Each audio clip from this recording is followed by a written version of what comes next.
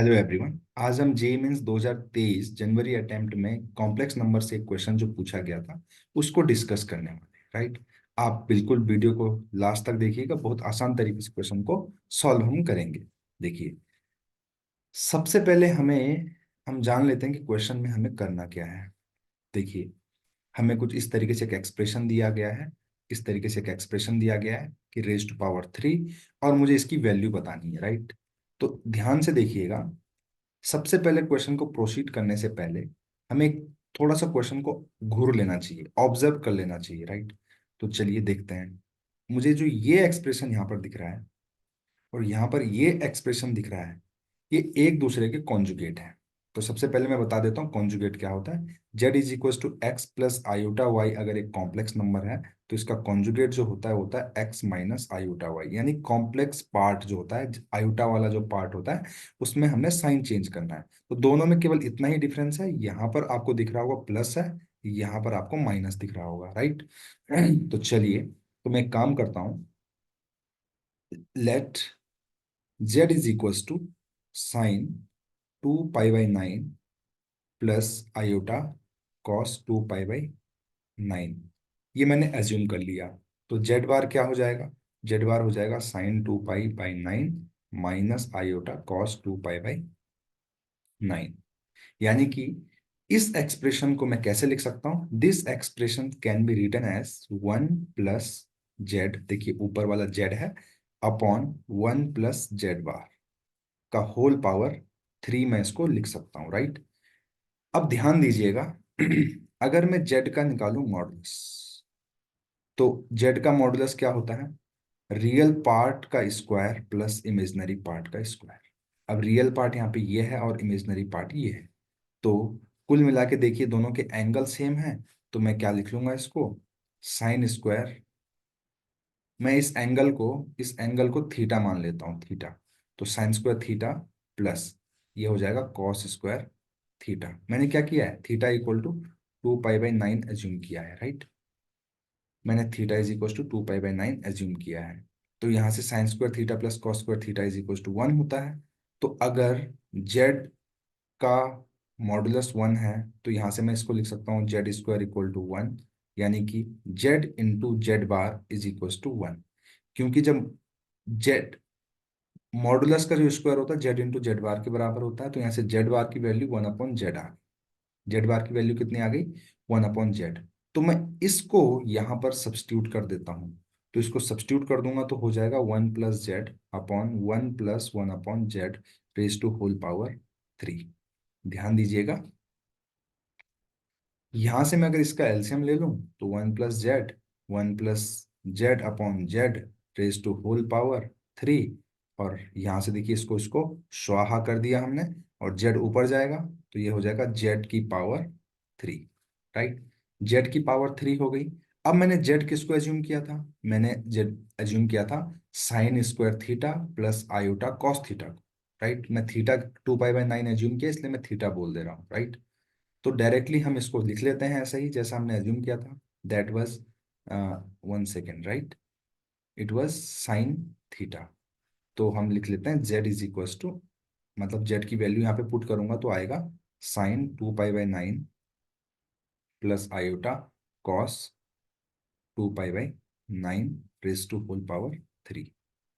अब देखिए, एक थ्योरम होती है डी मूइवस थ्योरम, या फिर हम कह सकते हैं कि आर्ग्यूमेंट जो होता है उसकी प्रॉपर्टी से भी कर सकते हैं। तो डी मूइवस थ्योरम, डी मूइवस थ्योरम बोलती है कि अगर आपने लिखा है cos theta plus iota sine theta की पावर एन, तो ये एन जो है, ये एन जो पावर में है, इसको हम लिख सकते हैं कुछ ऐसा, cos n theta plus iota sine n theta. वही हम यहाँ पे यूज करेंगे, but cos theta plus iota sine theta होना चाहिए, बट यहाँ पर है नहीं। तो मैं इसको, इस वाले को इस फॉर्मेट में कन्वर्ट करने की कोशिश करूंगा, राइट। तो चलिए कन्वर्ट करते हैं इसको। तो इसको अगर कन्वर्ट करूंगा मैं, तो यहाँ से मुझे क्या लेना पड़ेगा? आयोटा को कॉमन लेना पड़ेगा। अगर मैं आयोटा को कॉमन लूँ तो बाहर जाके आयोटा क्यूब बन जाएगा, राइट। बाहर जाके क्या बन जाएगा? Iota cube.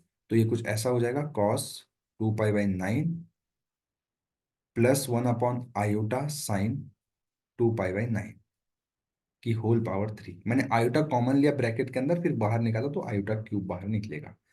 अब देखिए 1/आयोटा, तो 1/आयोटा अगर लिखा है तो मैं इसको अगर माइनस आयोटा से ऊपर नीचे इंटू कर दूं, क्या कर दूं, इंटू कर दूं, तो नीचे बचेगा माइनस आयोटा स्क्वायर, ऊपर बचेगा माइनस आयोटा, और माइनस आयोटा स्क्वायर का वैल्यू होता है 1। ठीक ठीक है, iota square -1 minus iota square कितना हो जाएगा, 1 हो जाएगा। तो ये कुछ ऐसा बन गया बच्चों, iota cube cos 2π/9 minus iota sin 2π/9। अभी भी ये इस वाले फॉर्मेट में नहीं है, तो मैं क्या करता हूं, मैं इसको लिख सकता हूँ, इस माइनस को अंदर एडजस्ट कर लेता हूं, तो ये हो जाएगा iota cube cos of -2π/9 plus iota sine -2π/9, क्योंकि cos of minus theta cos theta ही होता है, और sine of minus theta minus sine theta होता है। इस तरीके से मैंने इसको एडजस्ट कर लिया। अब बस मैं 3 को नीचे उतार लूंगा, तो 3 को नीचे उतारने के बाद 3 का इंटू इसके साथ करूंगा, 3 का इंटू इसके साथ करूंगा, तो जो डिनोमिनेटर में 9 है वो कैंसिल होकर 3 बच जाएगा। तो ये कुछ इस तरीके से होगा, iota cube cos of,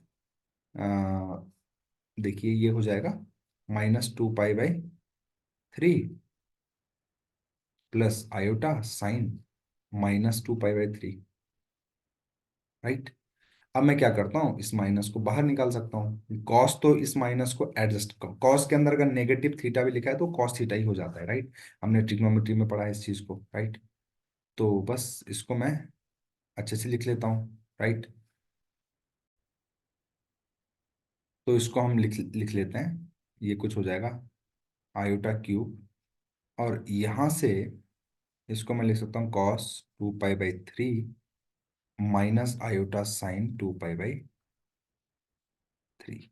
value put कर देता हूँ, cos 2π/3 -½ होता है, sin 2π/3 √3/2 होता है, तो ये हो जाएगा। और आयोटा क्यूब को माइनस आयोटा लिख लेता हूँ, माइनस आयोटा करके लिख लिया।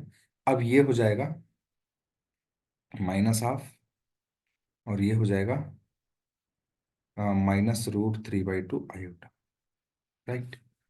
अब मैं क्या करता हूँ, यहाँ से हाफ को बाहर निकाल लेता हूँ, तो -1/2 आयोटा, और ये हो जाएगा -1 -√3 आयोटा।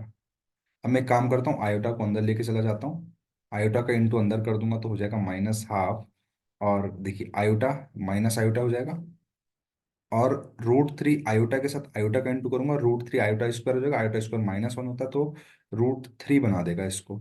तो ये आंसर कुछ हमारा, क्या ऐसा कोई हमारा ऑप्शन है, तो देखते हैं ऊपर। तो आप देखेंगे ऑप्शन नंबर 3 को देखेंगे, हमने पहले -आयोटा +3 लिखा है, यहाँ पे √3 -1 है, तो हम इसको -½ √3 - 1 लिख सकते हैं, आयोटा सॉरी √3 - आयोटा। तो यही इस क्वेश्चन का आंसर है। अगर आपको अप्रोच पसंद आए तो प्लीज चैनल को लाइक शेयर और सब्सक्राइब करना बिल्कुल ना भूलें। Thank you very much.